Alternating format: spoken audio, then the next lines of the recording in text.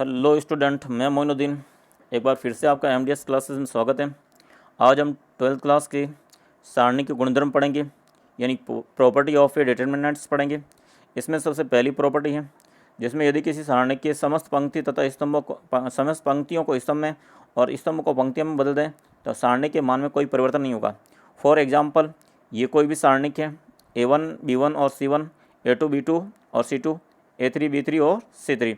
अगर मैं इसको del1 यानी एक नया सारणिक है जिसमें ये रो में या कॉलम में बन दूँ A B1 और या C1, इस सेकेंड रो को भी मैं A2 B2 और C2 कॉलम में चेंज कर दूँ और थर्ड रो को भी मैं यहाँ A3 B3 और C3 कर दूँ।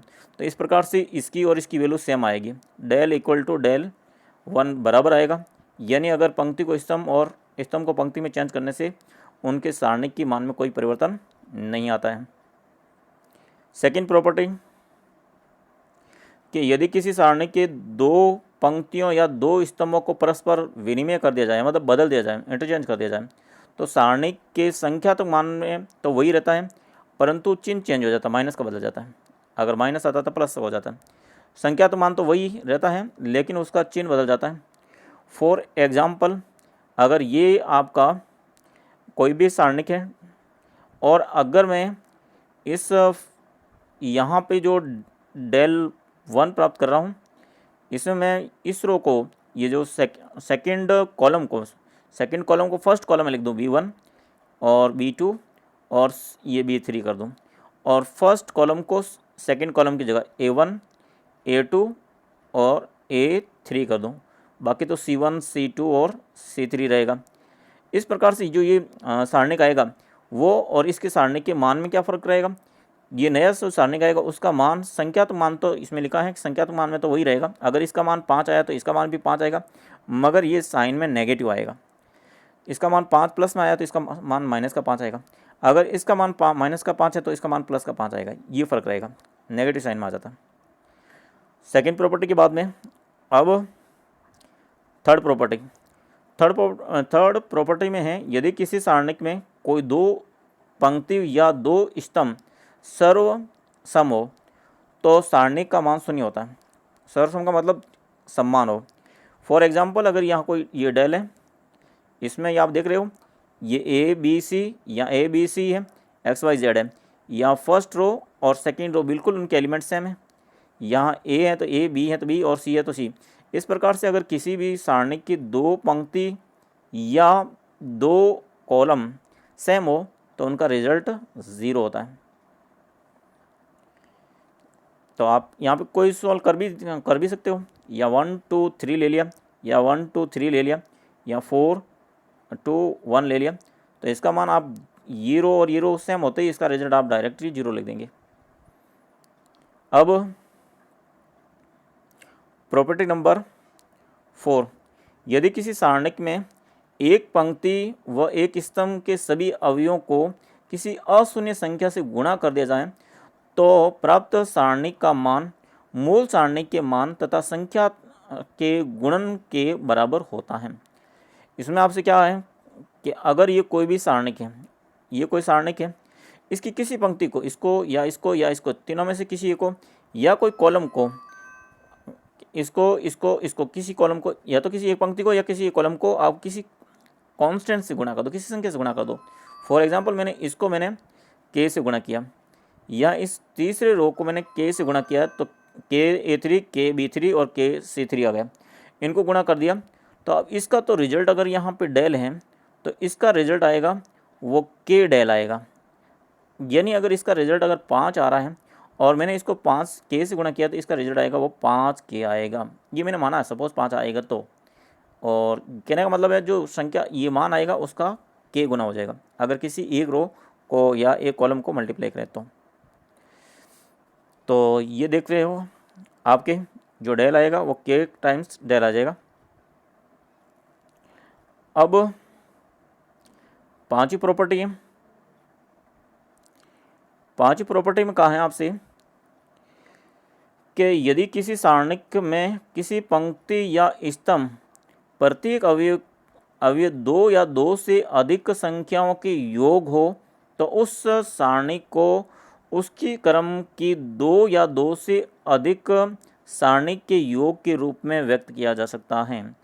इसमें ये कहा गया है कि अगर ये कोई सारणिक है तो इसमें कोई भी पंक्ति, जैसे इसमें या तो पंक्ति में या इस सारणी के किसी कॉलम में, ये इस कॉलम में, तो यहाँ आप देख रहे हो इसके इस कॉलम में जो एलिमेंट है वो A1 D1, A2 D2, A3 D3 इस प्रकार से प्लस में है।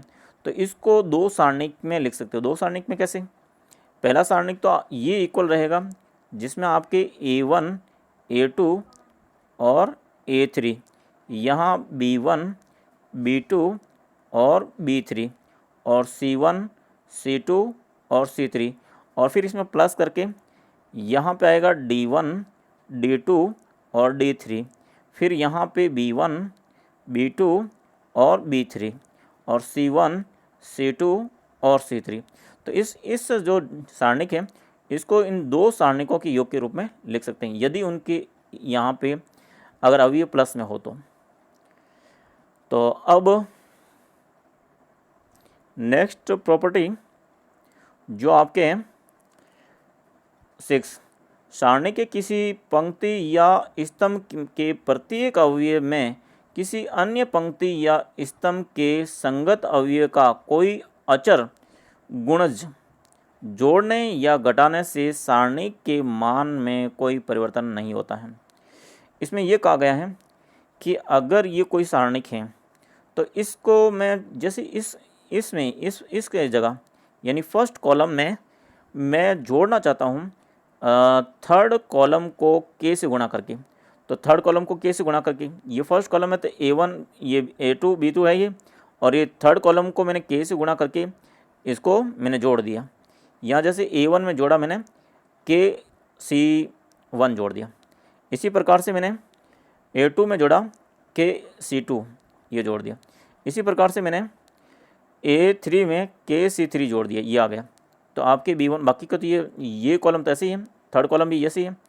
तो इस प्रकार से अगर मैंने फर्स्ट कॉलम की जगह मैंने फर्स्ट कॉलम में थर्ड कॉलम को के से गुणा करके जोड़ दिया, तो यही इसने बात की है कि अगर इस प्रकार से कोई अचर से गुणज करके जोड़ने या घटा दिए, यहाँ जोड़ो या घटाओ चाहे घटा दो, तो सारणी के मान में कोई परिवर्तन नहीं आएगा। यहाँ पे इस सारणी का और इस सारणी का मान अलग अलग नहीं आएगा। अगर इस सारणी का मान डेल है तो इसका भी डेल ही आएगा, इस सारणी का मान अगर 10 है तो इसका भी 10 ही आएगा, इसकी वैल्यू सेम आएगी, अलग वैल्यू नहीं आएगी। प्रॉपर्टी नंबर 7, इसमें आपको कहा गया यदि किसी भी पंक्ति या स्तंभ के अवयवों का किसी अन्य पंक्ति या स्तंभ के संगत सखंडों से गुणा करने पर प्राप्त राशि का योग शून्य होता है।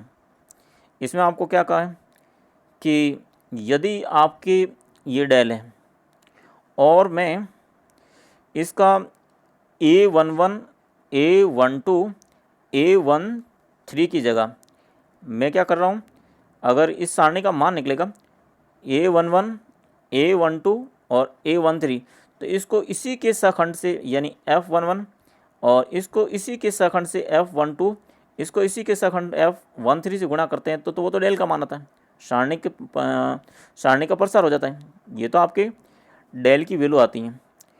परंतु इसमें क्या कहा है आपसे कि यदि A11, A12, A13 को क्रमशः A21 इसके और A22 इसके और A23 यानी इसके सखंडों से गुणा कर दें, यानी यहाँ पे A11 तो है और यहाँ F21 से गुणा कर दो, फिर A यहाँ पे 12 तो है और इसको यहाँ पे F22 से, और यहाँ A13 तो है और इसको F23 से गुणा कर दें, तो इस कंडीशन में जो भी रिजल्ट आएगा वो 0 आएगा।